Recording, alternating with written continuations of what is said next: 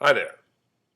Today we see the psychologist in his natural habitat, on his couch with all his stuffed animals. That's right, my computer is sitting on a pile of stuffed dogs at this very moment. But I digress. We're going to talk about valued living versus living out of fear of bad things happening in all of its many, many different forms. I am not going to worry about making strange mouth noises. I'm going to proceed. So let me introduce you to a couple of stuffed animals. This is Keats, the dog, and Keats is going to play Living Out of Fear. Okay? And this is the bear, and the bear is going to play Valued Living.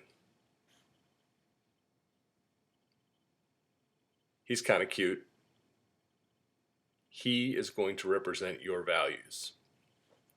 So when we live out of fear, it means that I get up in the morning and Keats shows up and he says, "You have to go to work. If you don't go to work, you're not going to earn any money. And if you don't earn any money, you're not going to be able to pay the bills. You're going to be humiliated. You're going to go bankrupt. You're going to lose your house. Your relatives will hate you. Your parents will hate you. You will be outcast from the tribe. You will not be a human being anymore. You will die alone and unloved."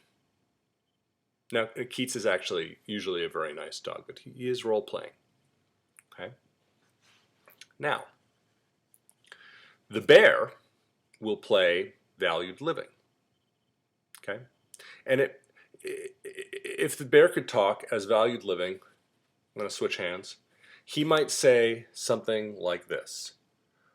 "Oh, it's morning, and I'm feeling a little tired. But you know what? Let's go to work, because work is important to me.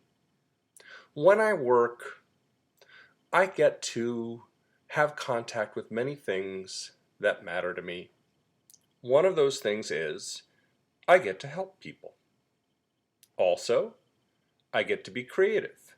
Sometimes I even get to play with stuffed animals. And being playful is something I value. Now, it's going to be a little uncomfortable to go to work.